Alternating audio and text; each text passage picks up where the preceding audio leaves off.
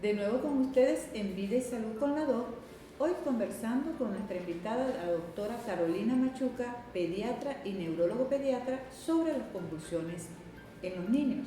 Y estamos tocando el tema de las convulsiones febriles. Quería, doctora Carolina, que hablaran un poquito más sobre el factor desencadenante, que en este caso de las convulsiones febriles es la fiebre, el aumento de temperatura.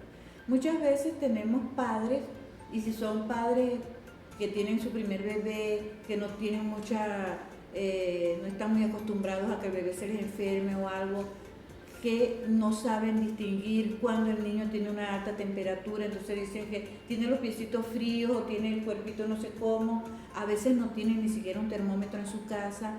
¿Qué podemos hablar sobre la fiebre, sobre qué cuidados deben tener los padres? Fíjate, has tocado un punto muy importante.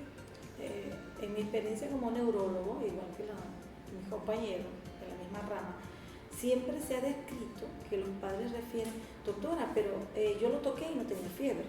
Normalmente cuando un paciente tiene fiebre, al tacto uno puede percibir la temperatura elevada, aunque lo ideal sería tomar la temperatura con un termómetro.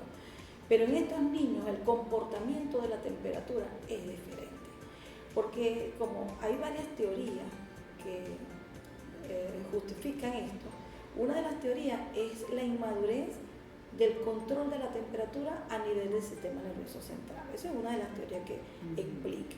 Entonces nosotros comúnmente podemos observar que esa temperatura al tacto no está aumentada, pero cuando tú tomas la temperatura, resulta que el paciente sí tiene 38.5, 38 o más, cuando toma la temperatura. Entonces es muy difícil percibirla al tacto. Entonces los padres deberían tener cuidado y no confiarse solamente con el tacto, deben tomar la temperatura y deben vigilar esos aumentos bruscos, que es cuando se desencadenan las crisis.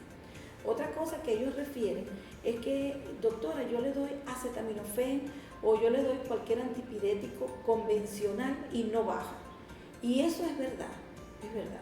Se ha demostrado que en estos niños los antipiréticos, como el acetaminofén, que es el más conocido, el más recomendado, no les controla fácilmente la temperatura. Nosotros podemos observar que ellos mejoran más rápidamente con algunos antipiréticos que tengan un efecto más central, como la novalcina o los AINES, o a veces las vías rectales, las vías endovenosas, el paciente responde mejor. Y probablemente eso justifica una de las teorías de que tiene que haber un factor de inmadurez a nivel del sistema nervioso central. Eso es característico. Doctora, ¿qué recomienda usted en cuanto a la toma de la temperatura? Donde generalmente lo vemos a los papás poniéndole el termómetro en la región axilar al bebé. ¿Dónde se le debe tomar la temperatura? Y ahora con estos termómetros nuevos, digitales, cosas, ¿dónde? Bueno, tú sabes que con esta situación de la pandemia nosotros no vamos a hacer los mismos, todo va a cambiar. Y un termómetro debe ser individualizado. Y lo ideal es tomarlo por vía rectal en niños menores de 2 años o vía sublingual. Y la vía axilar no es descabellada, pero hay que tener presente que no es muy fácil cuantificar la temperatura en estos niños, por lo que te dije. Hay que dejarlo tiempo suficiente.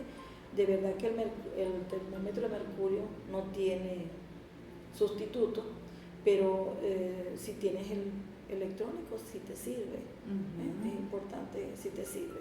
Y a la hora de disminuir la temperatura, los padres deben de tener en cuenta que cuando tú bañas o usas un medio físico para bajar la temperatura, como son los pañitos y el agua natural, la temperatura solamente baja máximo 1 grado, no te baja más de eso. Entonces, si el paciente tiene 40 grados y tú le pones medio físico, te va a bajar 1 grado, queda en 39, todavía tiene un riesgo. Entonces, tiene que usar el antipirético recomendado por el pediatra de cabecera para poder potenciar el control de esa temperatura. Pero realmente no está estilado algún protocolo para la toma de la temperatura, pero bueno, respetando toda la parte pediátrica, realmente las vías son las que ya te nombré anteriormente. Entonces, doctora, vamos a seguir nuestra conversación sobre las convulsiones febriles. Ya hablamos bastante de la fiebre. Entonces, ¿hay alguna clasificación de las convulsiones febriles o es un solo tipo? Fíjate tú, es importante que nosotros hagamos primero una clasificación generalizada. La ILAE, que es la Liga, que es la Liga Internacional contra la Epilepsia, clasifica, la clasificación más sencilla que ha hecho ahora la actual, que es por síndrome, los clasifica como síndromes epilépticos focales, que son las epilepsias, síndromes epilépticos generalizados, síndromes epilépticos, y tienen sus subclasificaciones, síndromes epilépticos no determinados, y ahí podemos nombrar varios, y los síndromes convulsivos especiales, que uno de ellos es la convulsión febril. Ahora, las convulsiones febriles se clasifican en simples y complejas. Las simples tienen algunas características clínicas, ¿como cuáles? Bueno, eso es una convulsión que es desencadenada por temperaturas especialmente altas, 40, 39, normalmente no son de 38, porque que un niño convulsione con 38 grados centígrados es un factor de riesgo, que tú tienes que considerarlo como un factor de riesgo, no es normal en esa entidad. El que la crisis te dure más de 15 minutos, normalmente ellas duran entre 3 y 4 minutos.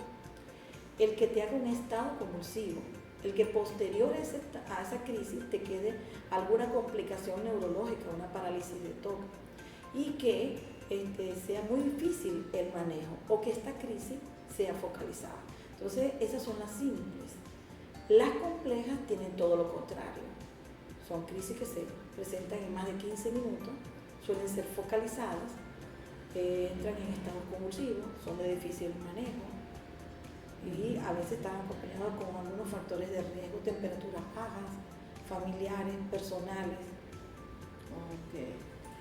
Vea todos estos conocimientos que estamos adquiriendo en este momento a través de nuestra invitada, la doctora Carolina Machuca, sobre las convulsiones febriles. Pareciera que fuera una cosa muy sencilla y muy banal, pero vean todo lo que conlleva. Y el hecho de que no todas son iguales, hay las sencillas y hay las complejas, y que eso justamente hace que el neurólogo tenga que estudiar muy bien a ese niño, y sobre todo importantísimo cuando la temperatura que tiene el niño es diferente. Sí, como dice la doctora, si un niño con 38 grados, que en este ambiente nuestro tan caluroso muchas veces se considera que 38 no es ni fiebre, bueno, realmente por encima de 37.5 ya es fiebre, pero entonces es muy importante que tengamos esto en cuenta. En el próximo segmento vamos a continuar conversando sobre estas convulsiones febriles, vamos a hablar un poco sobre el diagnóstico y también sobre el manejo de ellas con nuestra invitada, la doctora Carolina Machuca, pediatra y neurólogo pediatra.